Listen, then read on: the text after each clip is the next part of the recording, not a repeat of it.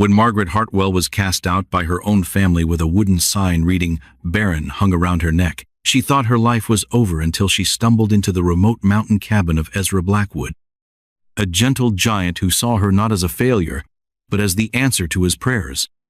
But when her vengeful family arrives with armed men to drag her back to an arranged marriage, will this unlikely pair's newfound love survive the confrontation that could destroy them both? The wooden sign bounced against Margaret's chest with each step, its rough edges cutting into her skin through her thin dress. Barren, the word her father had carved with his own hands, now hanging around her neck like a millstone.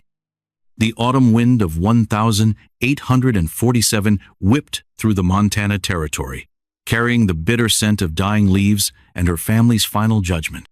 "Don't you dare look back." Her mother's voice had cut through the morning air like a church bell tolling for the dead. 5 years married to James, and not even one baby to show for it.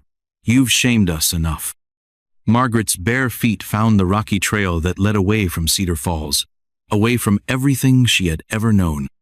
The leather bag in her hands held her few belongings, a spare dress, her grandmother's Bible, and the last piece of bread she would ever eat from her mother's kitchen. Behind her, the town whispered and pointed, but she kept walking. The mountains ahead looked like sleeping giants, their peaks touching the gray sky. James had always said the Bitterroot Mountains were beautiful but dangerous, full of wild animals and wilder men. Now they seemed like her only choice. A decent woman wouldn't venture there alone, but then again, she wasn't considered decent anymore. Her wedding ring caught the pale sunlight as she walked.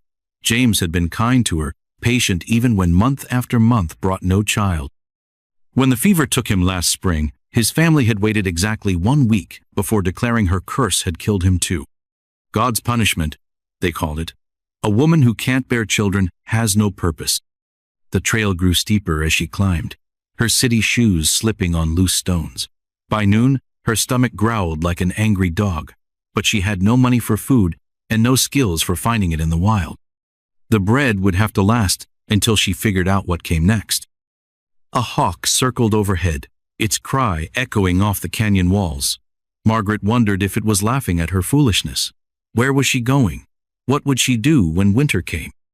The questions buzzed in her mind like angry bees, but she pushed them away, one step at a time. That's all she could manage. The sun was beginning to set when she heard the creek. Water meant life, and life meant hope. She followed the sound through a grove of pine trees, their needles soft under her aching feet. The stream was clear and cold, tasting better than any water she had ever drunk. As she cupped her hands for another drink, Margaret caught sight of her reflection in the still water. The face looking back was thin and pale, with dark circles under green eyes that had once sparkled with dreams. The wooden sign floated beside her reflection like a curse made visible. She wanted to tear it off, throw it into the water, and watch it float away. But her father's words echoed in her memory. "You'll wear that sign until you find a man willing to take on damaged goods, if such a fool exists." A twig snapped behind her. Margaret spun around, her heart hammering against her ribs. The forest had grown dark while she wasn't paying attention, and now shadows moved between the trees like living things. She had heard stories about mountain lions and bears, about men who lived outside the law and feared nothing. Another sound, definitely footsteps this time, heavy boots on dry leaves. Margaret grabbed her bag and ran, crashing through the underbrush like a frightened deer. Branches tore at her dress and scratched her arms, but she didn't stop. The footsteps followed, getting closer. She burst into a clearing and stopped, so suddenly she nearly fell. A log cabin sat in the center of the open space, smoke rising from its stone chimney. Light glowed warm and yellow in the windows, and she could smell something cooking, meat and vegetables, that made her empty stomach twist with hunger. "You lost, lady?" The voice came from her left, deep and calm. Margaret turned to see a man step out from behind a tall pine tree. He was bigger than James had been, with broad shoulders and hands that looked strong enough to break her in half. His dark hair hung past his collar, and his beard was thick and untrimmed. Most frightening of all were his eyes, pale blue like winter ice, studying her with the patience of a hunter. This was it, then. This was how her story would end. alone in the wilderness, facing a mountain man who probably hadn't seen a woman in months. Margaret lifted her chin and tried to look braver than she felt. "I'm not lost," she said, though her voice shook like a leaf in the wind. "I'm traveling." The man's gaze moved to the sign around her neck, and something in his expression changed. The hardness softened, replaced by something that looked almost like understanding. "To where?" he asked, gesturing at the endless wilderness stretching in every direction. "Nothing up this way but my cabin, and a whole lot of hungry bears getting ready for winter." Margaret's stomach chose that moment to growl so loudly that even the mountain man heard it. His mouth twitched in what might have been a smile, and she felt heat rise in her cheeks. When had she last eaten? The piece of bread this morning felt like a lifetime ago. "I suppose I'll have to make friends with the bears," she said, trying to sound confident. The words came out braver than she felt, but something in her tone made the man study her more carefully. "Name's Ezra Blackwood," he said, taking a step closer. "And I reckon you could use a meal before you start making friends with bears. They're not known for their manners." Margaret hesitated. Everything she had been taught screamed danger. A woman alone with a strange man in the wilderness was asking for trouble. But her empty belly and aching feet argued louder than her mother's warnings. "I don't have money to pay you," she admitted. "Didn't ask for money," Ezra gestured toward his cabin. "Asked if you wanted food. There's a difference." As they walked across the clearing, Margaret noticed things that surprised her. The cabin wasn't the rough shack she expected, but a solid building with glass windows and a well-built porch. A vegetable garden grew beside it, with late squash and pumpkins still growing on the vines. Someone had taken time to make this place beautiful, not just livable. "You built this yourself?" she asked. "Every log and nail," Ezra said with quiet pride. "Took 3 years, but I had nothing but time." Inside, the cabin was even more surprising. The main room was clean and comfortable, with handmade furniture arranged around a stone fireplace. But what made Margaret's breath catch were the books, shelves and shelves of them, more than she had seen outside the library in Cedar Falls. "You read?" The question popped out before she could stop it. "Man gets lonely up here," Ezra said, moving to the kitchen area. "Books are good company. They don't judge, don't ask questions, and they never leave you wondering where you stand." Margaret ran her fingers along the book spines, reading titles she recognized, and many she didn't. Poetry, history, science, stories from far-off places. This mountain man was nothing like what she had expected. "Sit down," Ezra said, pulling ingredients from various containers. "You look ready to fall over." She sank into a chair near the fireplace, and for the first time in days felt safe.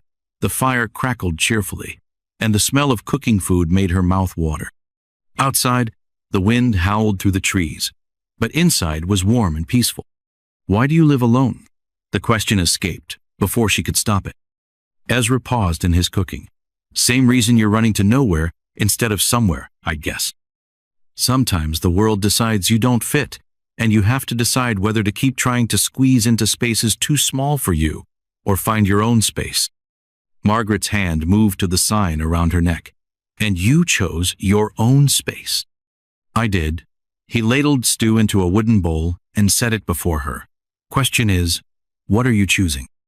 The stew was the most delicious thing Margaret had ever tasted, rich with meat and vegetables, seasoned with herbs she couldn't name. She ate slowly, trying to make it last, but her hungry body demanded more. "Easy," Ezra said gently. "You'll make yourself sick eating too fast after going without." "How do you know I've been going without? Your hands are shaking, you're thin as a rail, and you ate that stew like it was the first food you'd seen in a week." Ezra sat across from her with his own bowl. "Plus, nobody ends up in these mountains by accident. We're all running from something." Margaret set down her spoon. "What are you running from?" "My wife left me for another man," Ezra said simply. "Said I was too gentle, too quiet, not man enough for her." He shrugged. "Turns out she was right about one thing. I'm not the man she wanted. Took me a while to figure out that didn't make me wrong." "Do you miss her?" "I miss the idea of her, the life I thought we'd have." Ezra stirred his stew thoughtfully. but I don't miss feeling like I was failing every day just by being myself." Margaret understood that feeling perfectly. For 5 years, she had watched James's face fall each month when her monthly bleeding came, had seen the pity in neighbors' eyes when they asked about children and she had none to speak of, had felt like a broken thing, a woman who couldn't do the one thing women were supposed to do. "The sign," she said quietly. "My family made me wear it. Said I brought shame on both families by being barren." "And you believe that?" Margaret looked at him in surprise. "Believe what?" "That you're worth less because you can't have babies." The question hit her like a physical blow. She had never thought about it as a belief. It was simply truth, as solid as the mountains outside. She started, then stopped. "I don't know what else I could be worth." Ezra leaned forward. "You made this cabin feel different the moment you walked in. More alive somehow. You asked about my books like they mattered. You didn't flinch when I told you about my wife. Didn't look at me like I was less of a man for being left." He paused. "Seems to me you're worth plenty." Outside, an owl hooted in the darkness. Margaret realized night had fallen completely while they talked, and she had nowhere to go. The thought should have terrified her, but sitting in this warm cabin with this gentleman, she felt safer than she had in months. "What happens now?" she asked. "Now you get some sleep," Ezra said. "Tomorrow, we'll figure out what comes next." But as Margaret settled onto the small bed Ezra had prepared for her, she wondered if she was ready for tomorrow to come at all. Margaret woke to the sound of an axe splitting wood and sunlight streaming through windows she had forgotten weren't her own. For a moment, panic gripped her chest. Where was she? Then yesterday's memories flooded back. The long walk, the creek, Ezra's cabin, and the first kind words she had heard in months. She sat up slowly, her body stiff from sleeping on the narrow bed. Through the window, she could see Ezra working in the yard, his movements steady and strong as he chopped firewood. The sight made her stomach flutter in a way that had nothing to do with hunger. The cabin felt different in daylight, less mysterious, more like a real home. Someone had left fresh clothes on the chair beside her bed, a simple brown dress that looked like it might fit, along with sturdy boots and warm stockings. A note lay folded on top. "These belong to my sister. She'd want them used, E." Margaret touched the soft fabric with wonder. When had anyone last given her something without expecting payment or favors in return? The dress fit perfectly, as if it had been made for her. The boots were a little big, but warm wool stockings filled the extra space. Outside, Ezra had stopped chopping and was stacking the split logs with careful precision. Margaret watched through the window, noticing how he moved, not with the rough motions she expected from a mountain man, but with the careful grace of someone who had been taught to value things. "Morning," he called when she stepped onto the porch. "Hope you slept well." "Better than I have in weeks." Margaret gestured to her new clothes. "Thank you for these. But I should tell you, I can't pay you back. I have nothing." Ezra leaned on his axe handle. "My sister died of fever 2 winters ago. She was about your size, and she always said her things should go to someone who needed them." He paused. "Besides, what good are dresses to a mountain man?" There was sadness in his voice when he mentioned his sister, but also something else. Acceptance, maybe, or peace with loss. Margaret recognized the feeling. She had carried grief for James, but lately it felt less like a weight and more like a gentle memory. "What was she like?" Margaret asked. "Smart as a whip and twice as stubborn. She wanted to be a teacher, but our parents said that was foolish for a woman." Ezra resumed his stacking. "She came up here after they died, said she was going to start a school for mountain children. The fever got her before she could try." Margaret felt a strange pull at the idea of teaching mountain children. She had always been good with letters and numbers, had even helped some of the younger children in Cedar Falls before her marriage. But that was another life, another version of herself. "Could I help with something?" she asked. "I feel strange just watching you work." Ezra looked surprised. "You don't have to earn your keep, Margaret. You're a guest. I'd rather be useful than comfortable." Something in her tone made him smile. "All right then. Can you cook?" "Better than most," Margaret said with the first real confidence she had felt in months. "Kitchen's yours then." I was planning venison stew for dinner, but I'm a plain cook at best. Working in Ezra's kitchen felt like stepping back into herself. The space was well organized, with good knives and sturdy pots, herbs hanging to dry from the rafters. As she prepared the stew, adding wild onions and dried berries she found in the pantry, Margaret realized she was humming something she hadn't done since James died. "That's a pretty tune," Ezra said from the doorway. Margaret blushed. "I didn't realize I was making noise." "Good noise," he said. "This place has been too quiet for too long." As the stew simmered, they worked together in easy silence. Ezra mended a torn shirt while Margaret organized his herb collection, finding it in worse disorder than a bird's nest. She sorted and labeled everything, creating a system that would make cooking easier. "You're good at this," Ezra observed, watching her work. "I like making things better," Margaret admitted. "More organized, more beautiful, more useful. James used to say I could organize a tornado if I put my mind to it. He sounds like he knew you well." Margaret paused in her sorting. "I thought he did. But when months passed without a baby, he got quieter and quieter. Toward the end, we barely talked at all." She looked up at Ezra. "Do you think some people are just meant to be alone?" "I think some people are told they should be alone by folks who don't understand them," Ezra said carefully. "That's different from actually being meant for it." That evening, as they ate dinner by firelight, Margaret felt something she had almost forgotten: contentment. The stew was delicious, the cabin was warm, and Ezra was easy company. He didn't fill every silence with chatter, but when he spoke, his words had weight. "Can I ask you something?" Margaret said as they finished eating. "Of course. Yesterday you said you'd been alone for 3 years. Don't you get lonely?" Ezra considered the question seriously. "I did at first. Lonely enough to talk to my horse for hours just to hear a voice." He smiled. "But loneliness and being alone aren't the same thing. I was lonelier, married to a woman who didn't want me than I've ever been in these mountains." Margaret understood. She had felt desperately lonely, even surrounded by family and neighbors in Cedar Falls.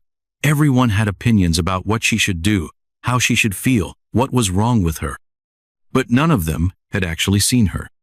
"What will you do when winter comes?" Ezra asked. The question hung in the air like smoke from the fire. Margaret had been avoiding thinking about it, but she couldn't stay in this borrowed safety forever. "I don't know," she admitted. "I've never been anywhere but Cedar Falls. I don't know what other places there are, or what a woman like me could do in them." "What kind of woman are you?" Margaret looked at him in surprise. "The broken kind, the shameful kind, the kind no decent family wants around." "That's what they told you? But what do you think?" The question was harder than any puzzle she had ever tried to solve. For so long, other people's opinions had been her truth. What did she think about herself? "I think," she started slowly, "I think I'm the kind of woman who can make a house feel like a home, who can take broken things and fix them, who can learn new things and remember old songs." She paused. "But I don't know if that's enough to build a life on." "Sounds like plenty to me," Ezra said quietly. Outside, the wind picked up, rattling the windows and reminding them both that winter was coming. Time was running short for decisions, and Margaret felt the weight of an uncertain future pressing down on her shoulders. But for tonight, in this warm cabin with this kind man, she allowed herself to feel safe.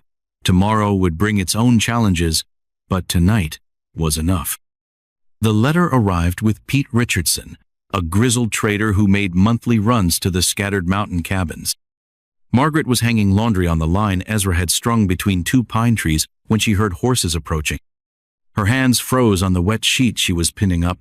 After 2 weeks of peace, visitors felt like an invasion.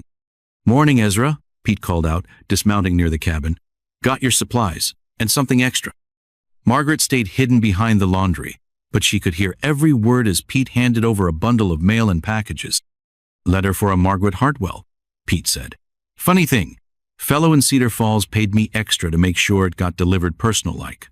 Said it was urgent family business." Margaret's blood turned to ice water. She recognized her father's handwriting on the envelope Ezra was holding, even from a distance. The paper looked official, with sharp creases and her father's careful script.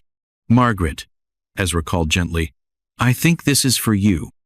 Her hands shook as she took the letter. The last communication from her family had been her mother's voice telling her never to come back. What could they possibly want now? "Do you want to read it alone?" Ezra asked, noticing her pale face. Margaret shook her head. If this was bad news, and it surely was, she didn't want to face it by herself.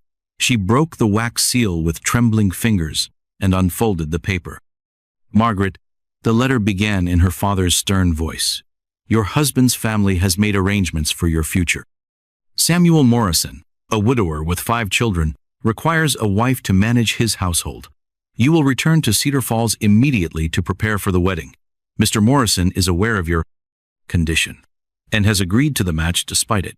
This is more than you deserve, after the shame you have brought upon both families. A wagon will be sent for you within the month.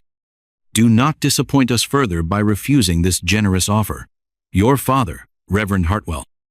The paper fluttered to the ground as Margaret's legs gave out. Ezra caught her before she could fall, his strong arms steady and warm. "What does it say?" he asked. "They want to marry me off," Margaret whispered, "to a man I've never met, a widower with 5 children who needs a housekeeper, not a wife." Ezra's jaw tightened as he read the fallen letter. Samuel Morrison. I know that name. Pete mentioned him once. His last wife died in childbirth after their 5th baby. Word is he works them to death. Margaret felt trapped, like a bird in a cage that was getting smaller by the minute. "I can't go back, Ezra. I can't marry a stranger and spend my life raising other women's children while pretending to be grateful for the chance." "Then don't." The simple words hung between them like a lifeline thrown to a drowning person. Margaret looked up at Ezra's face, seeing something there she was afraid to name. "Where else can I go? What else can I do?" Margaret's voice cracked. "I have no money, no skills that matter, no family that wants me. Maybe this is just what my life is supposed to be." "Your life is supposed to be whatever you choose to make it," Ezra said firmly. "Nobody else gets to decide that for you. Easy for you to say. You're a man. You can live alone in the mountains, and people call you independent. If I do it, they call me crazy or worse." Ezra was quiet for a long moment, staring out at the mountains that had become his refuge. Finally, he spoke. "What if you didn't have to do it alone?" Margaret's heart stopped. "What do you mean?" "I mean, what if you stayed here? With me?" The words hung in the air like morning mist, beautiful but fragile. Margaret stared at him, hardly daring to believe what she was hearing. "Ezra, you barely know me. I could be terrible company. I could drive you crazy within a week. You've been here 2 weeks already, and this cabin has felt more like home than it has in 3 years, Ezra said quietly. "You hum while you work, and it makes everything feel alive. You organize my chaos and cook meals that taste like they were made with love. You ask about my books and actually listen to the answers." Margaret felt tears prick her eyes. But what would people say? A woman living with a man she's not married to? What people? Pete comes by once a month, and the nearest neighbor is 15 miles away. Ezra took her hands in his. "Margaret, I'm not asking you to be my housekeeper or my charity case. I'm asking if you'd consider being my partner, my friend, my more than friend, if you're willing." "But I'm barren," Margaret whispered. "I can't give you children." "I don't want children," Ezra said with surprising firmness. "I want you, just you, exactly as you are."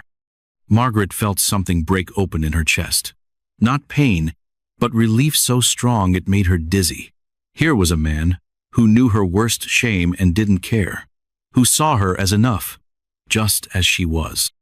"The letter says they're sending a wagon within the month," she said practically.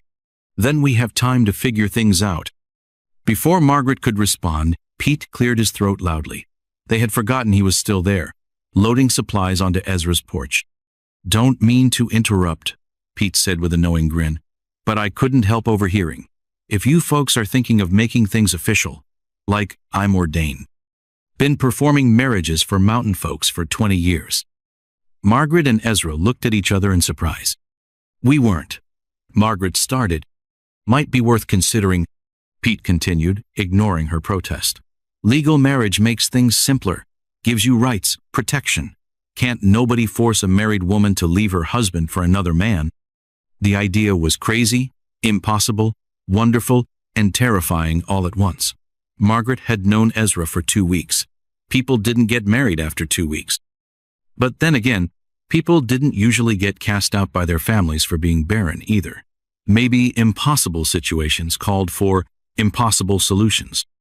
Think about it, Pete said, tipping his hat. I'll be back this way in 2 weeks. If you decide you want to make it legal, I can do the ceremony then. As Pete rode away, Margaret and Ezra stood in silence, both lost in thought. The letter lay forgotten on the ground between them, its threats suddenly seeming less powerful. It's crazy, Margaret said finally. Completely crazy, Ezra agreed. We barely know each other. True. People will think we've lost our minds. Probably. Margaret looked at him sideways. Are you trying to talk me out of it, or into it? Ezra's smile was slow and warm. I'm trying to be honest. It is crazy, and we don't know each other well, and people will think we're fools. He paused. But I'd rather be a fool with you than sensible without you. Margaret felt her heart do something that might have been dancing. For the first time in her life, someone was choosing her, not settling for her, not doing their duty by her, but actually choosing her. Ask me again in 2 weeks, she said softly, when Pete comes back. And if you say yes? Margaret looked around at the cabin that had become home, the mountains that had sheltered her, and the man who had shown her kindness when the world had shown her cruelty. If I say yes, then I guess we'll find out what happens when 2 broken people try to build something whole together. The sound of galloping horses shattered the peaceful morning like gunshots echoing through the valley. Margaret dropped the basket of eggs she was gathering and ran toward the cabin, her heart pounding against her ribs. Through the trees, she could see 3 riders approaching fast, their horses lathered with sweat from hard travel. Ezra, she called, but he was already stepping out of the cabin with his rifle in hand. The lead rider was a man Margaret had never seen before, thin and sharp-faced, with cold eyes that swept over her like she was livestock at market. Behind him rode 2 men she recognized with sinking dread. Her father, Reverend Hartwell, sitting ramrod straight in his saddle, and Deputy Clark from Cedar Falls, his badge glinting in the morning sun. Margaret Hartwell, the stranger called out as he dismounted. I am Samuel Morrison, your intended husband. You will gather your belongings immediately. We have a wedding to prepare for. Margaret felt the world tilt sideways. This was the man they expected her to marry? Samuel Morrison looked like he could break a horse with his bare hands and wouldn't think twice about breaking a woman the same way. His smile had no warmth in it, just the satisfaction of a man who was used to getting what he wanted. I'm not going anywhere, Margaret said, surprised by the steadiness in her own voice. You most certainly are, her father said, dismounting with the authority of a man accustomed to obedience. Mr. Morrison has been generous enough to overlook your shameful behavior and offer you marriage despite your failings. You will not embarrass our family further. Ezra stepped closer to Margaret, his presence solid and reassuring. The lady has made her feelings clear. She's not interested in Mr. Morrison's generous offer. Samuel Morrison's laugh was like the sound of breaking glass. Lady, this barren woman is no lady. She's damaged goods that I'm willing to take off her family's hands. His eyes moved over Margaret with obvious distaste. 5 children need a mother, and she needs a purpose. The arrangement benefits us both. I don't want to marry you, Margaret said clearly. I don't even know you. Want? Morrison stepped closer, and Margaret caught the smell of whiskey on his breath. What does want have to do with anything? You're a useless woman with no prospects. You should be grateful anyone would have you. Ezra's hand tightened on his rifle. I think you've said enough. And I think you've interfered enough, Deputy Clark interrupted, his hand resting on his gun. Margaret Hartwell is legally under her father's authority until she remarries. She'll come with us willingly, or I'll arrest her for vagrancy and indecent behavior. Margaret felt the familiar weight of powerlessness settling over her like a heavy blanket. All her life, Other people had made decisions for her, her parents, her husband's family, and now these men who saw her as property to be traded. But then Ezra reached into his shirt pocket and pulled out a folded paper. "Actually, deputy," he said calmly, "she's not under anyone's authority anymore." Reverend Hartwell's face turned red. "What do you mean?" "Margaret and I were married yesterday," Ezra said, unfolding the paper. "Pete Richardson witnessed it and performed the ceremony. He's been ordained for 30 years. Margaret stared at Ezra in shock. They had done no such thing, but his eyes held hers steadily, asking for trust without words. The certificate in his hands looked official, with careful handwriting and proper seals. "That's impossible," Morrison sputtered. "She was promised to me. I paid good money for travel expenses." "You can't promise what doesn't belong to you," Ezra replied quietly, "and Margaret belongs to herself." Deputy Clark examined the paper with a frown. "This looks legitimate. Pete's signature, proper date, territorial seal." Margaret realized that Ezra must have prepared this somehow, maybe even getting Pete to help create the false document. The thought should have shocked her, but instead, she felt grateful for his quick thinking. "This is an abomination," Reverend Hartwell declared. "I will not recognize this mockery of holy matrimony performed by some backwoods trader." "Fortunately, the territorial government will," Ezra said mildly, "and that's what matters legally."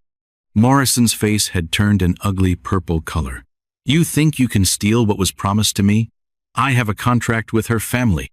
A contract about a person who couldn't agree to it herself," Margaret said, finding courage in Ezra's steady presence. "That's not a marriage contract, Mr. Morrison.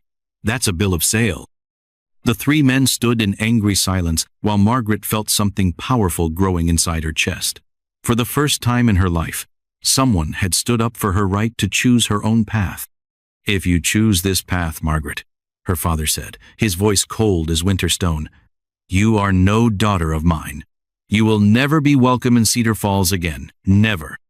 Margaret felt the last thread connecting her to her old life snap.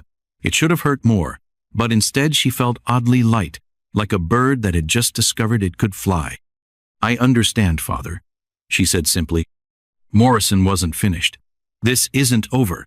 No one makes a fool of Samuel Morrison and gets away with it." "Is that a threat?" Ezra asked, his voice dangerously quiet. "It's a promise," Morrison snarled. "Enjoy your barren wife while you can, mountain man. Winter's coming, and mountains can be dangerous places for people who don't belong." The three men mounted their horses and rode away, but Morrison's words hung in the air like storm clouds. Margaret watched until they disappeared into the trees, then turned to face Ezra. "How long have you been planning this?" she asked. "Since the day your father's letter arrived," Ezra admitted. "I asked Pete about it when he brought supplies. He said he'd help if it came to that." "But why? Why would you tie yourself to someone like me?" Ezra was quiet for a moment, looking out at the mountains that had become their refuge. "Because for the first time in 3 years, I look forward to waking up in the morning," he said finally, "because you make this place feel alive. Because when you laugh, really laugh, it's the most beautiful sound I've ever heard." Margaret felt warmth spread through her chest like sunshine after rain. "The certificate, could we make it real?" she asked quietly. Ezra's smile was gentle and sure. "Margaret, I've been wanting to ask you properly for days. I just didn't know if you could see me as more than a convenient escape. Is that what you think this is for me? Isn't it?" Margaret considered carefully. "At first, maybe. But Ezra, you make me feel like myself. Not the woman everyone wanted me to be, just me." "Then yes," Ezra said, taking her hands. "Let's make it real." The real wedding took place 3 days later, when Pete returned with his wife Martha in tow. They had brought fresh bread, preserves, and even a small bottle of wine to celebrate. "Now this is how it should be done," Pete declared as he opened his worn prayer book. "Two people choosing each other with clear hearts and honest intentions." Martha, a plump woman with kind eyes, had insisted on braiding wildflowers into Margaret's hair. "Every bride needs flowers," she said firmly. "Doesn't matter if it's in a church or a clearing." As Pete spoke the familiar words about love and commitment, Margaret felt something settle into place inside her chest. This wasn't the grand wedding she had dreamed of as a girl, but it was real in a way her first marriage had never been. James had married her because it was expected. Ezra was marrying her because he chose to. Do you, Ezra Blackwood, take Margaret Hartwell to be your wife? To love and cherish in good times and bad, in sickness and health, for as long as you both shall live? I do, Ezra said, his voice strong and certain. Do you, Margaret Hartwell, take Ezra Blackwood to be your husband, to love and honor in good times and bad, in sickness and health, for as long as you both shall live? Margaret looked into Ezra's blue eyes and saw her future reflected there. Not perfect, but honest and full of possibility. I do, she said. Then, by the authority given to me, by the Montana Territory, I pronounce you husband and wife. As Ezra kissed her gently, Margaret heard Martha cheering and Pete laughing. The sound echoed off the mountain walls like a celebration made of pure joy. That evening, as they shared dinner and stories around the fire, Margaret felt truly happy for the first time in years. Pete told tales of other mountain couples he had married, while Martha shared recipes and practical advice for surviving the harsh winters. You'll need to stock up on supplies before the first snow, Martha warned. Once winter sets in proper, you won't see another soul until spring. How long does winter last up here? Margaret asked. 4 months, sometimes 5, Pete said. But don't worry, you've got everything you need. Good cabin, plenty of firewood, and each other. After their guests left the next morning, Margaret and Ezra settled into married life with surprising ease. They worked together during the day, preserving food, chopping wood, preparing for winter, and spent evenings reading by the fire or simply talking. Margaret discovered that marriage to Ezra was nothing like marriage to James had been. Where James had been polite but distant, Ezra was warm and present. Where James had grown quieter as months passed without children, Ezra seemed genuinely content with just her company. Do you ever think about children? Margaret asked one evening as they watched the sunset paint the mountains gold. I think about the children we might help someday, Ezra said carefully. Mountain kids who need teaching maybe, or youngsters whose families can't care for them properly. Margaret felt something ease in her chest. You mean we could still matter to children, even if we don't have our own? We can matter to lots of people in lots of ways, Ezra said. Having babies is just one way to make a difference in the world. As autumn deepened, and the first frost touched the higher peaks, Margaret threw herself into preparing for winter. She dried herbs, preserved vegetables, and even learned to smoke meat the way Ezra's sister had taught him years before. But even as she worked, Margaret couldn't shake the memory of Samuel Morrison's parting words. Mountains could be dangerous places, he had said. Was that just angry bluster, or something more serious? Her question was answered on a cold October morning when she woke to find their vegetable garden destroyed. Someone had trampled the late squash and pulled up the root vegetables, leaving them scattered and ruined. Animals? Margaret asked hopefully, though she knew better. Ezra examined the damage grimly. No animal did this. Look at the boot prints. Sure enough, clear heel marks showed where someone had deliberately destroyed their winter food supply. Morrison, Margaret whispered. Maybe. Or someone he hired. Ezra's jaw was tight with anger. Whoever it was knows we depend on this food to get through winter. Margaret felt cold fear creep up her spine. Without the vegetables, they would have to rely entirely on hunting and their stored supplies. If anything went wrong, if Ezra got injured, if the weather turned especially harsh, they could find themselves in real trouble. What do we do? She asked. We survive, Ezra said firmly. We're not the first mountain folks to face a hard winter, and we won't be the last. But that night, as Margaret lay beside her new husband listening to the wind howl through the trees, she wondered if surviving would be enough. Morrison had made it clear this wasn't over and winter was still months away. Plenty of time for a determined man to cause more trouble. Outside, something moved in the darkness beyond their windows. Margaret held her breath, straining to hear over the wind. Was it just an animal, or something more dangerous? Ezra's hand found hers in the darkness, warm and reassuring. Whatever came next, at least they would face it together. But as sleep finally claimed her, Margaret couldn't shake the feeling that their troubles were just beginning.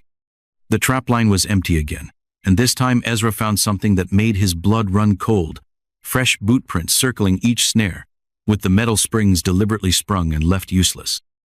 Someone was sabotaging their ability to hunt, and winter was only weeks away. "Third time this week," he muttered, kneeling to examine the damaged traps. The work was too careful to be accidental, too systematic to be random mischief. Someone wanted them to fail, and they were getting bolder about it. Back at the cabin, Margaret was grinding the last of their wheat into flour when she heard Ezra's horse approaching. One look at his grim expression told her everything she needed to know. "The traps?" she asked. "All of them. Whoever's doing this knows exactly where I set my lines." Ezra hung his rifle on its pegs and slumped into his chair. "At this rate, we'll be living on stored beans and dried corn all winter." Margaret set down her grinding stone and moved to the window. The mountains looked beautiful in their coat of early snow, but she was beginning to see them differently, not as a refuge, but as a prison that could trap them with an enemy they couldn't see. "Maybe we should leave," she said quietly. "Find somewhere else to spend the winter." "And go where?" "This is our home now, Margaret. If we run every time someone tries to scare us, we'll spend our whole lives running." Margaret knew he was right, but the constant worry was wearing her down. Every sound outside made her jump. Every time Ezra left to check the traps, she wondered if he would come back safely.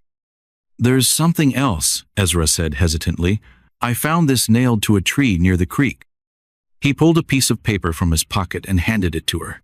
The message was written in block letters, obviously disguised. "Leave now or face the consequences.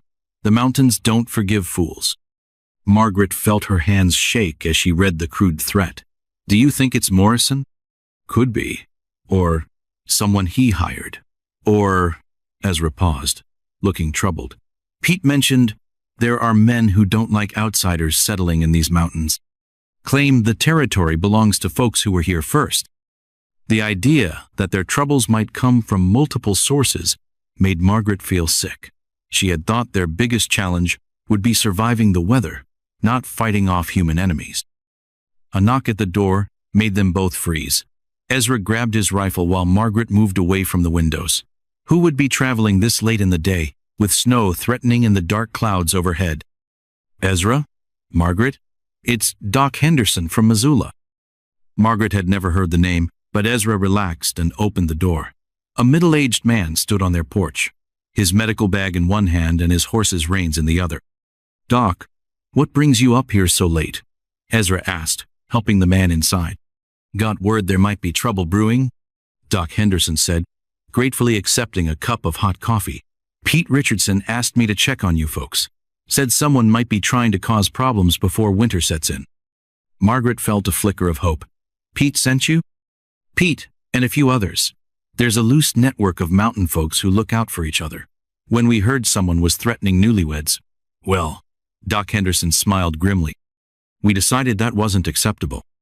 "You mean we're not alone up here?" Margaret asked in surprise. "Lord, no. There are maybe 20 families scattered through these mountains. Most keep to themselves. But when push comes to shove, we stick together." Doc Henderson pulled out a small notebook. "Pete told me about your troubles. Destroyed garden, ruined trap lines, threatening notes." "You think you know who's doing it?" Ezra asked. "I've got suspicions.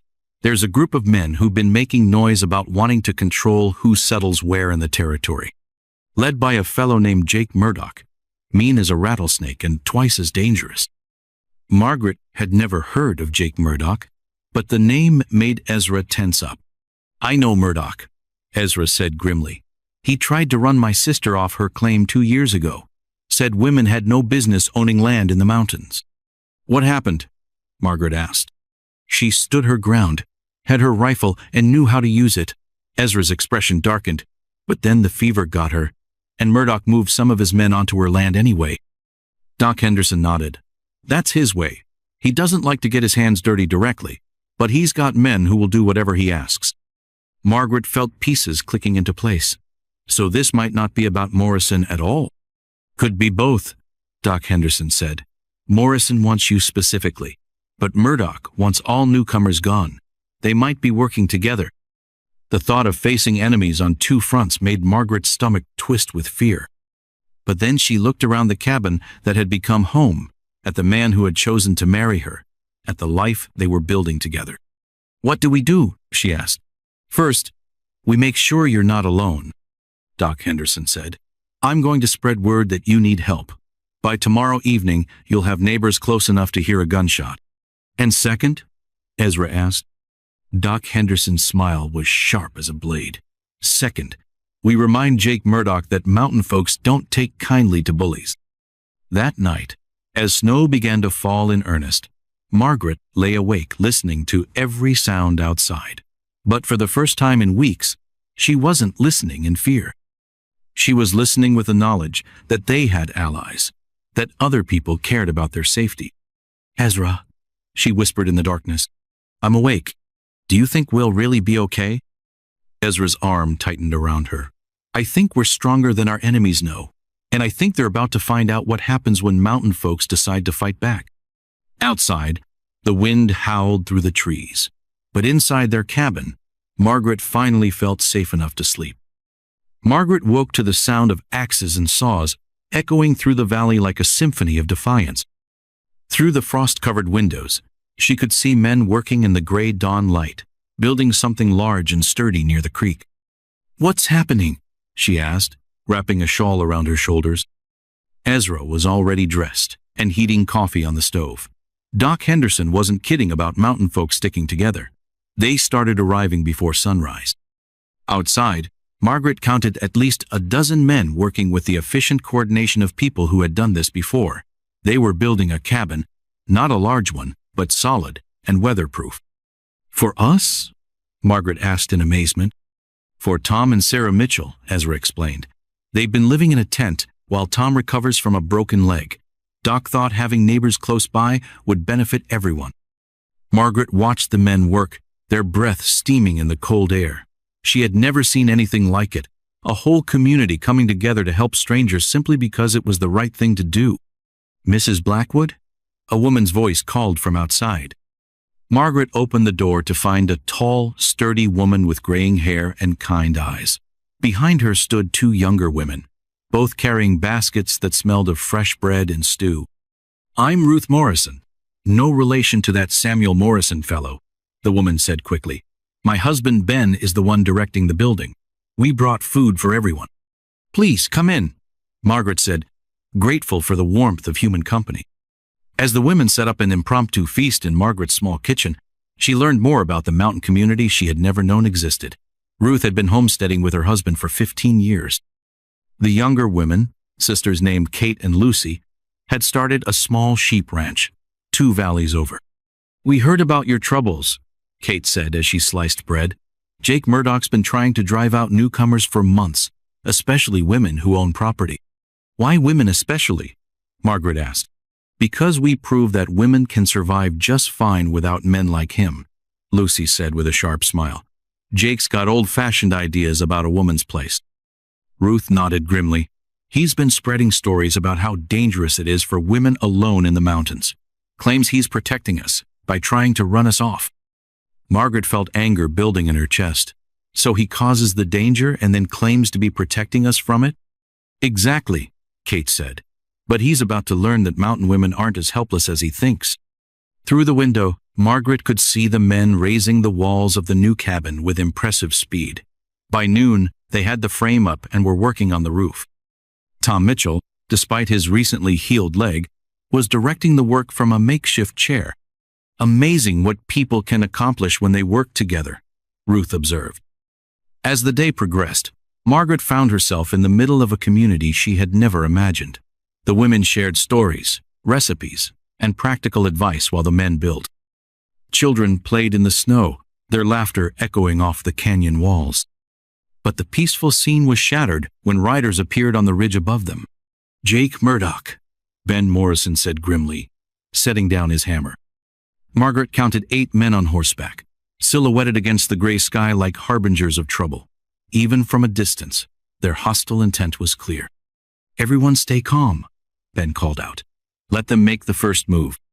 The riders descended slowly, deliberately, their horses' hooves crunching in the snow. The man in the lead was tall and lean, with cold eyes and a smile that promised violence. Well, well, Jake Murdoch called out as he dismounted. Looks like we've got ourselves a regular barn raising. Too bad you're all building on land that doesn't belong to you. This is Tom Mitchell's legal claim, Ben Morrison replied calmly. Filed proper with the territorial office and everything. Papers don't mean much out here, Murdoch said, gesturing to his armed men. What means something is who's strong enough to hold what they claim. Margaret felt fear creep up her spine, but she also felt something else, anger at these men who thought they could terrorize families just trying to build honest lives. You're trespassing, Murdoch, Ezra said, stepping forward with his rifle cradled casually in his arms. Am I? Murdoch's eyes found Margaret and lingered with obvious contempt. Heard you married yourself a barren woman, Blackwood. Must be desperate for company to take on damaged goods. Watch your mouth, Ezra warned, his voice dangerously quiet. Or what? You'll hide behind your wife's skirts? Murdoch laughed. Face it, Blackwood. You and your friends here are outnumbered and outgunned. Time to pack up and find somewhere else to play house. Actually, a new voice said from the tree line, I think you're the one who's outnumbered. Margaret turned to see Doc Henderson emerging from the woods with at least 15 more men, all armed and looking grim. Behind them came Pete Richardson and his wagon, loaded with what looked like enough supplies for a siege. Murdoch's confidence wavered as he realized he was facing a small army of determined mountain folks. This isn't over, he snarled, remounting his horse. Yes, it is, Doc Henderson said firmly. The territorial governor is a friend of mine, Jake. One word from me about you threatening legal settlers and you'll have federal marshals breathing down your neck. For a moment, tension crackled in the air like lightning before a storm. Then Murdoch wheeled his horse around and rode away, his men following like the cowards they were. As the hoofbeats faded into distance, Margaret felt something settle into place inside her chest. She wasn't alone anymore. She was part of something bigger, a community that looked out for its own. Well, Ruth Morrison said cheerfully, now that the excitement's over, who wants pie? The laughter that followed echoed off the mountains like a promise of better days to come. The scream that shattered the peaceful winter morning came from the direction of the Mitchell cabin, high and desperate enough to freeze Margaret's blood in her veins.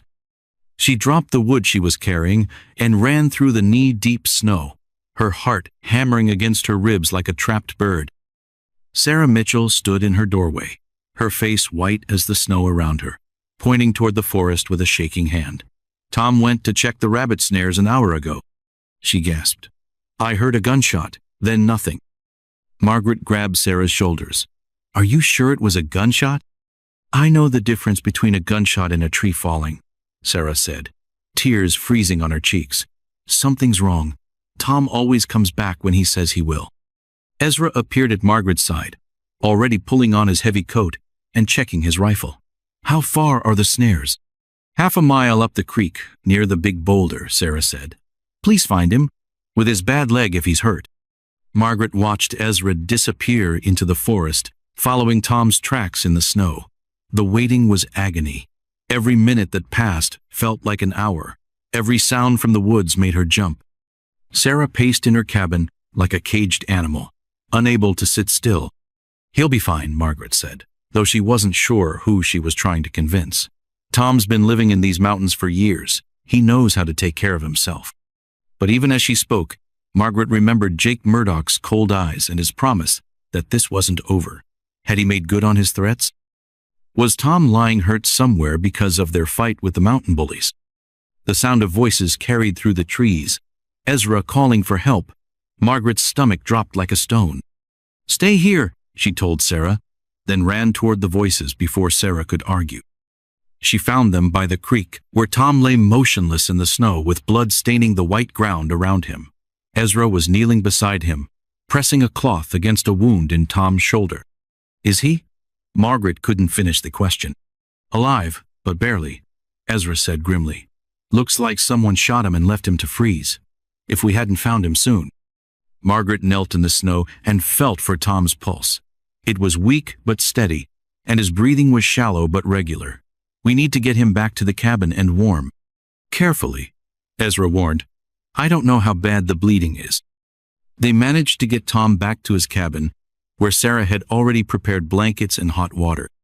Margaret had helped with injuries before.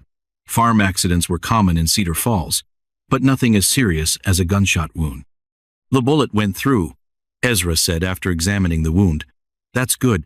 Means we don't have to dig it out, but he's lost a lot of blood. For the next 3 hours, Margaret and Sarah worked to save Tom's life. They cleaned the wound, stopped the bleeding, and slowly warmed his frozen body.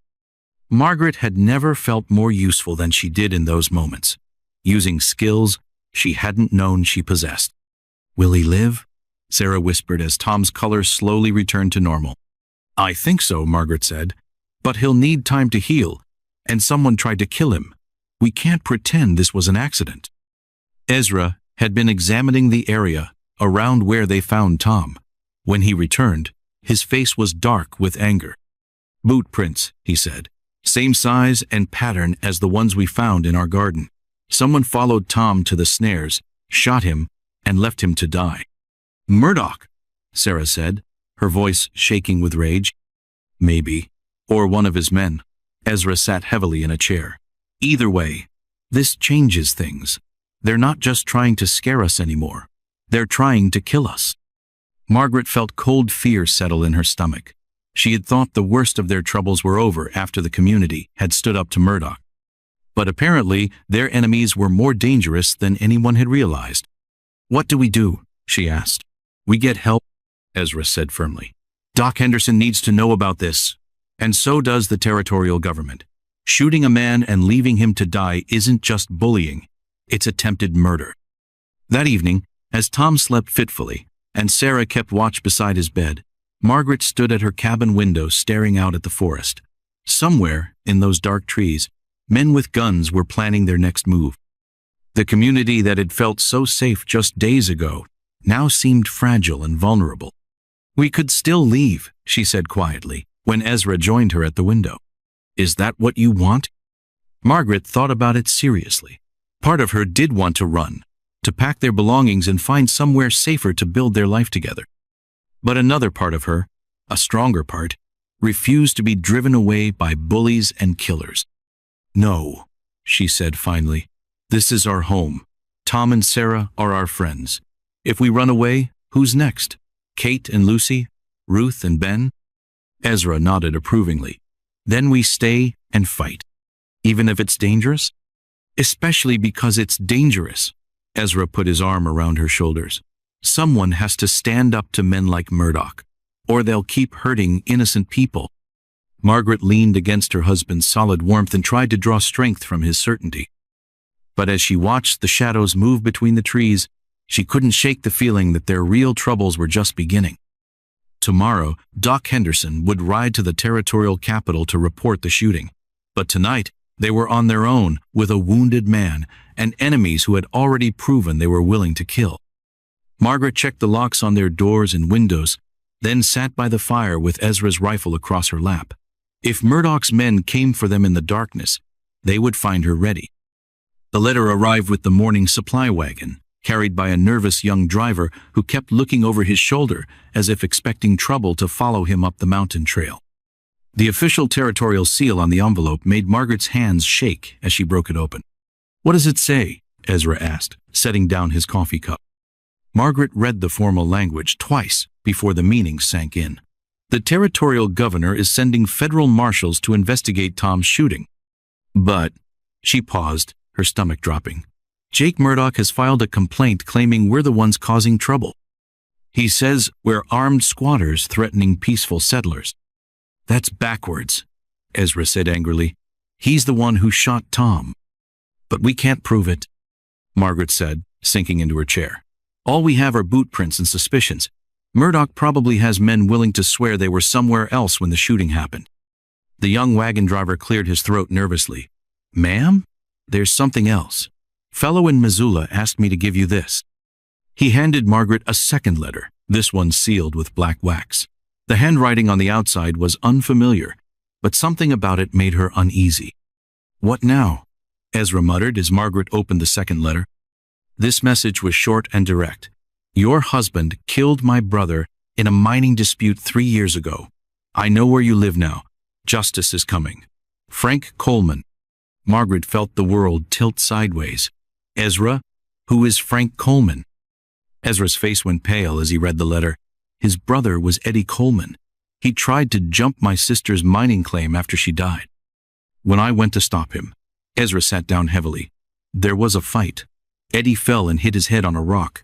I never meant for him to die. You killed someone? Margaret's voice came out as a whisper.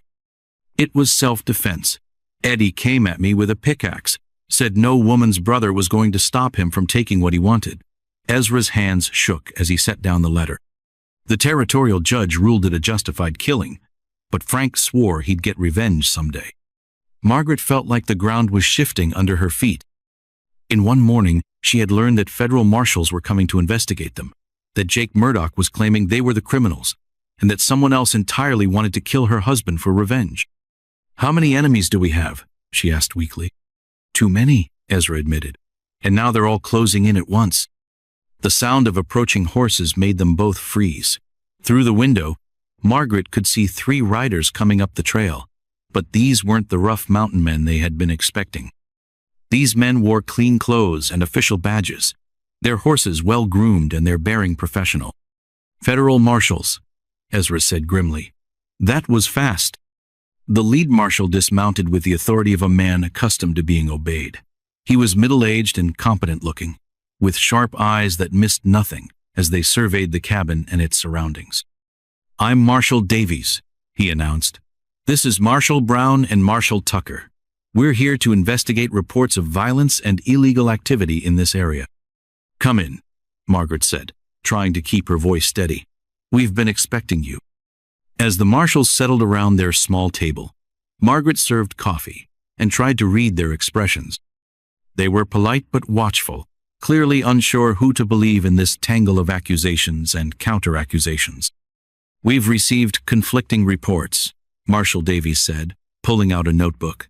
Jake Murdoch claims you folks are armed squatters who shot Tom Mitchell when he tried to evict you from his land.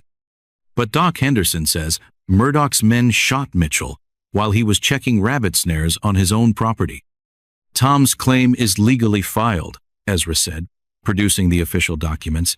He has every right to be on that land. Marshal Brown examined the papers carefully.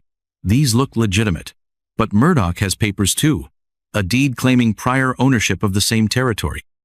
Margaret's heart sank. A forged deed?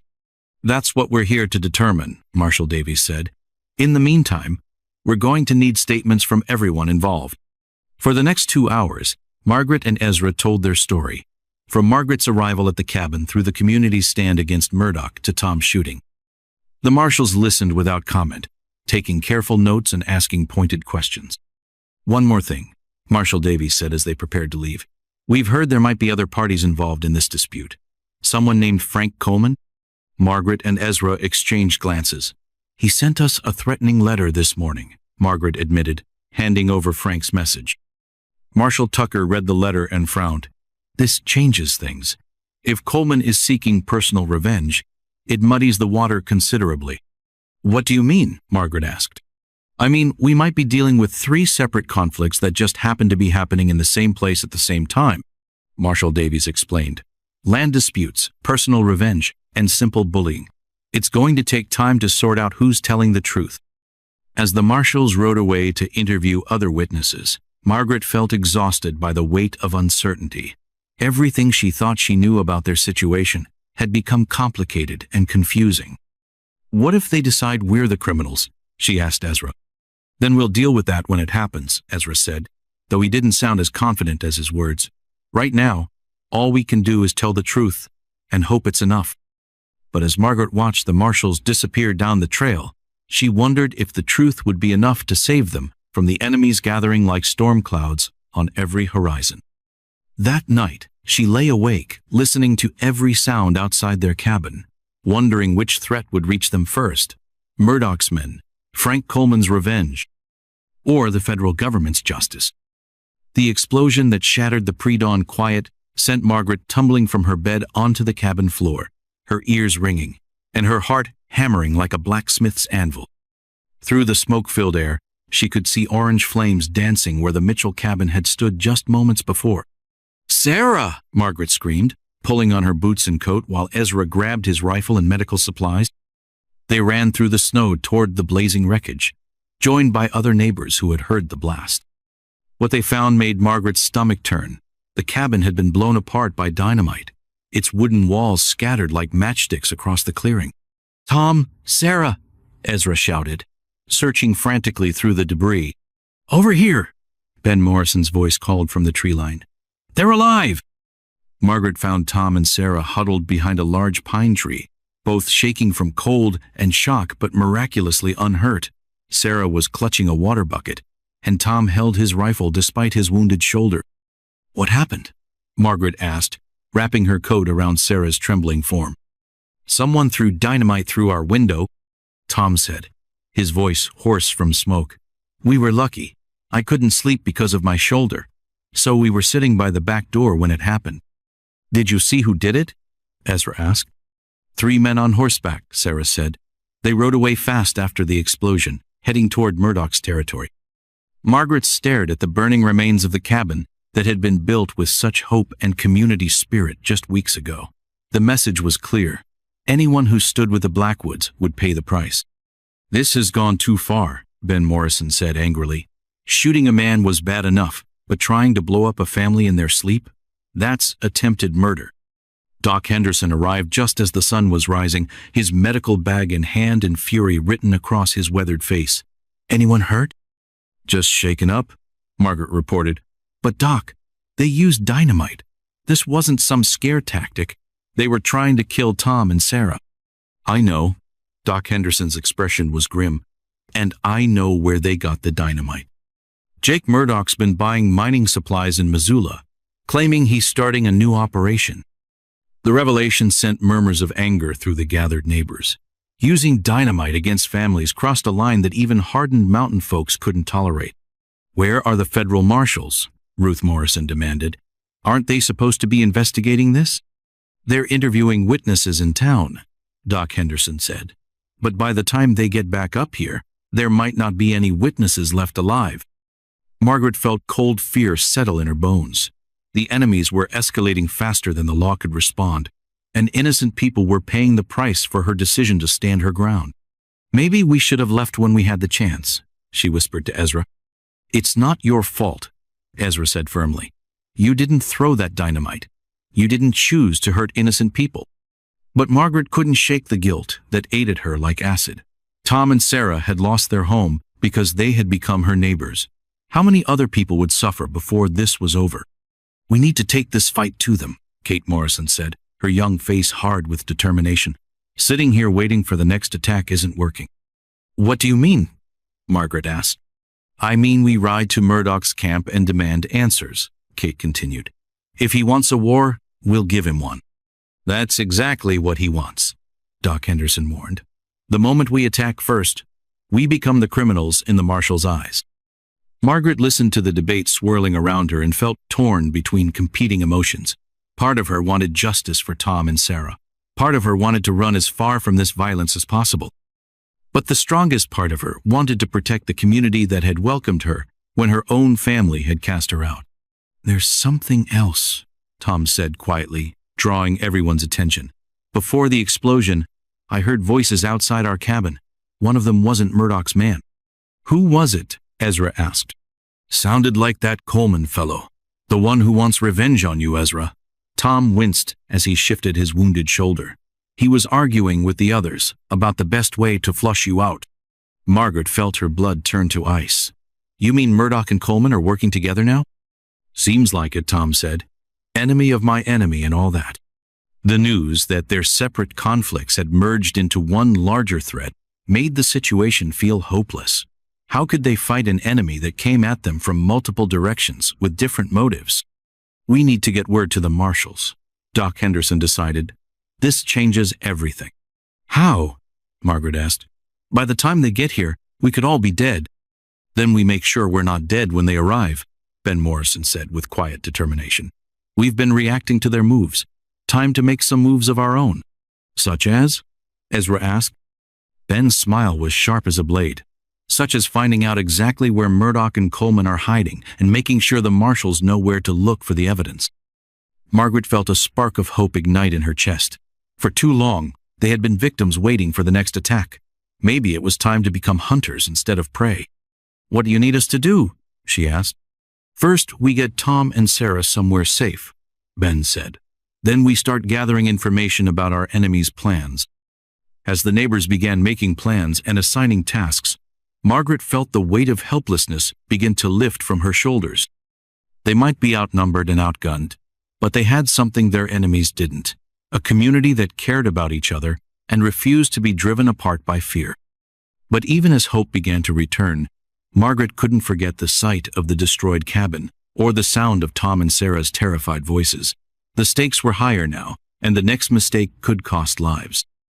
She only hoped they were strong enough to win a fight they had never wanted to start. Margaret crouched behind a fallen log in the pre-dawn darkness, her breath forming white clouds in the freezing air as she watched the enemy camp through Ezra's hunting spyglass. 20 yards away, Jake Murdoch and Frank Coleman sat around a campfire with 6 other men, planning their next attack like generals preparing for war. "Can you hear what they're saying?" Ezra whispered beside her. Margaret strained to catch the voices drifting across the snowy clearing. Something about the marshals returning tomorrow, and finishing this before they can interfere. The past 3 days had been a deadly game of cat and mouse.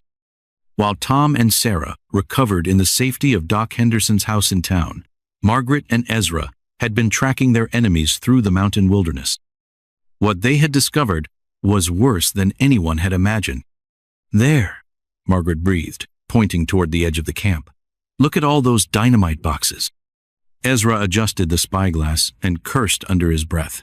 Enough explosive to level half the mountain settlements. They're not planning to scare people away anymore. They're planning to destroy everything. Margaret felt sick as the full scope of their enemy's plan became clear. Murdoch and Coleman weren't just trying to drive out a few troublesome families. They were preparing to eliminate every witness to their crimes. "We have to warn everyone," she whispered. "First, we have to get out of here alive," Ezra replied grimly. "And then we have to make sure the marshals have proof of what these men are planning." As they prepared to slip away through the forest, Margaret heard voices getting closer to their hiding spot. She grabbed Ezra's arm and pointed toward 2 men walking in their direction, carrying rifles and talking in low voices. "Should have killed that Barren woman first," one of them was saying. "Would have saved us a lot of trouble." "Coleman wants the husband alive long enough to watch his wife die," the other replied with a cruel laugh. "Says it's only fair after what happened to his brother."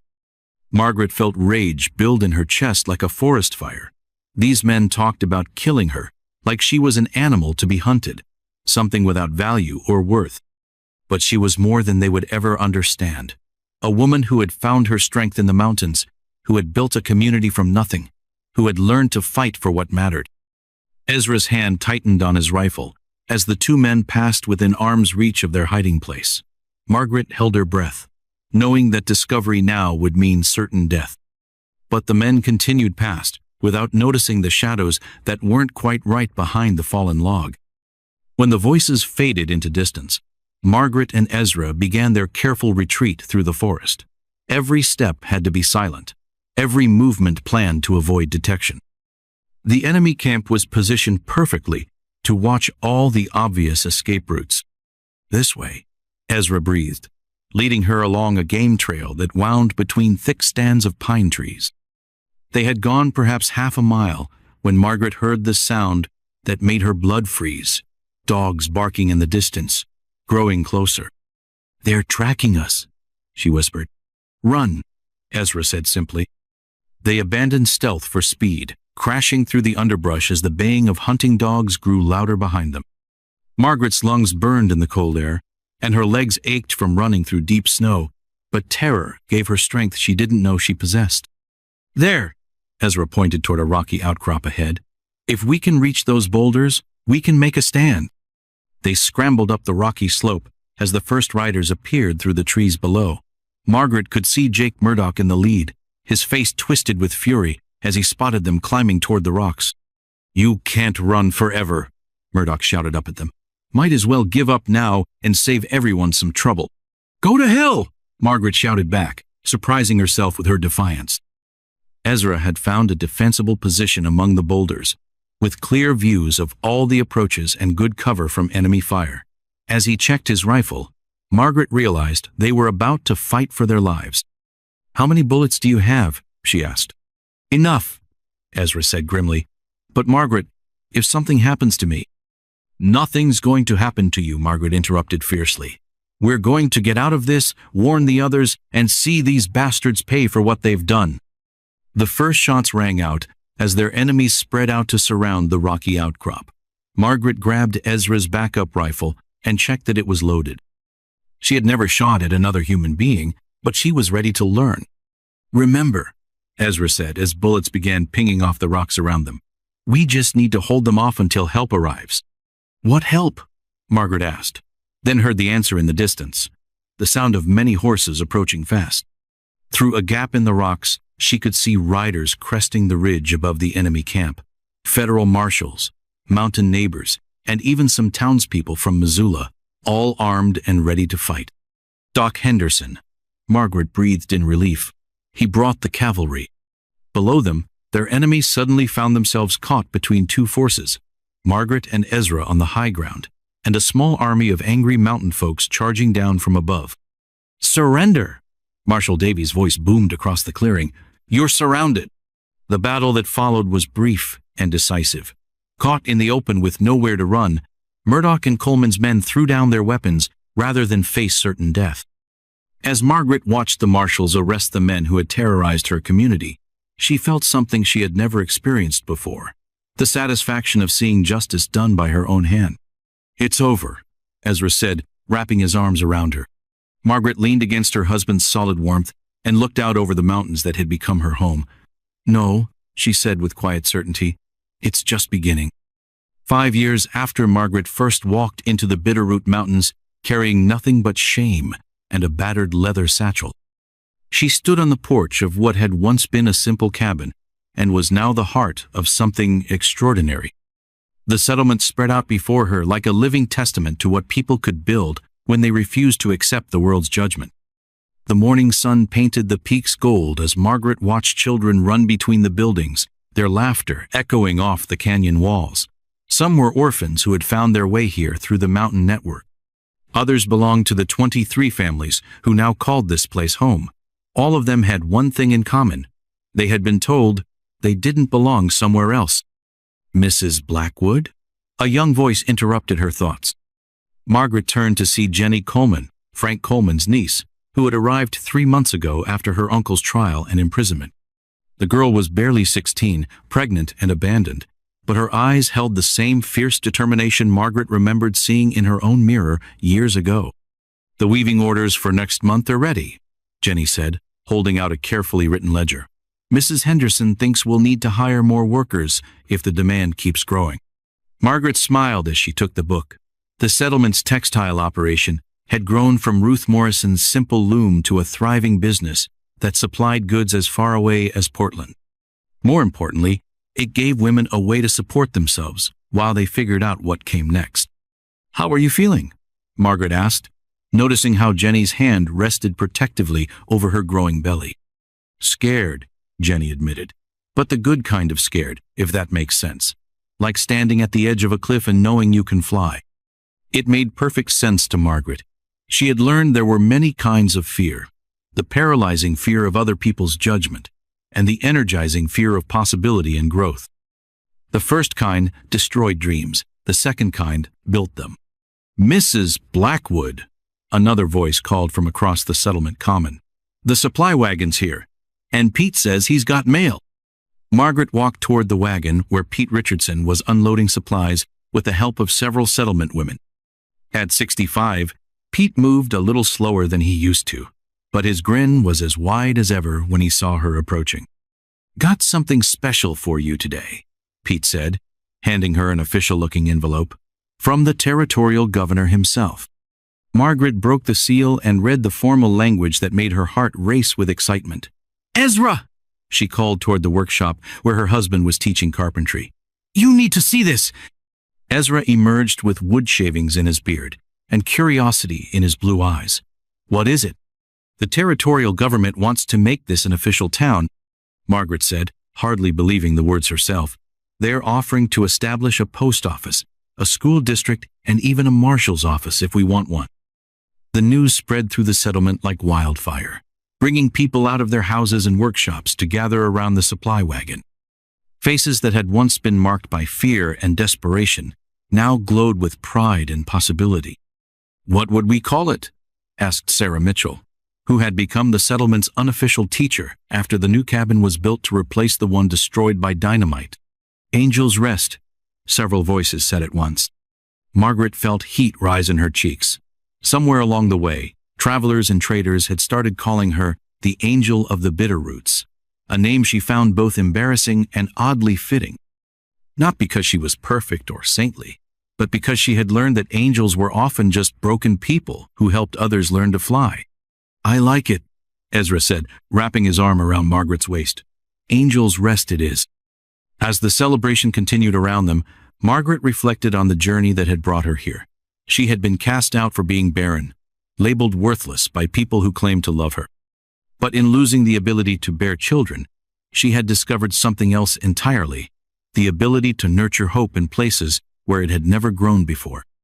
The settlement now housed 37 people, from Jenny's unborn baby to old Pete Richardson, who had decided to retire here rather than continue his mountain rounds. They came for different reasons, some fleeing violence, others escaping poverty, many simply looking for a place where they could be themselves without apology. "Do you ever miss the quiet?" Margaret asked Ezra as they watched children chase each other around the common area. "Sometimes," Ezra admitted, "but then I remember that quiet and peace aren't the same thing. This is better than quiet." Margaret nodded, understanding completely. They had built something unprecedented in these mountains, a place where a woman's worth wasn't measured by her ability to bear children or please men, but by her capacity to create, to care, to contribute in whatever way felt authentic to her. As evening approached and the settlement began to settle into its nighttime routines, Margaret walked to the small building that served as their community center. On the wall hung a wooden sign, carved by one of the women who had learned woodworking in Ezra's shop. "Here, you are enough." Beside it hung another sign, the original piece of wood her father had forced her to wear, with Barren carved in his unforgiving hand. But now it served a different purpose. Below the cruel word, someone had added new carving, but not broken. MB. Margaret traced the letters with her finger, remembering the day she had first arrived in these mountains, lost, ashamed, carrying nothing but the weight of other people's judgment. That woman felt like a stranger now, someone she had known in a previous life. The transformation hadn't happened overnight. It had taken years of small choices, daily acts of courage, and the gradual understanding that her worth had never depended on anyone else's approval. She was valuable because she existed, because she could love and create and choose to make the world a little better than she found it. "Mrs. Blackwood?" Jenny appeared in the doorway, her young face thoughtful. "Can I ask you something?" "Of course." "Were you ever afraid you'd made the wrong choice? Coming here, I mean.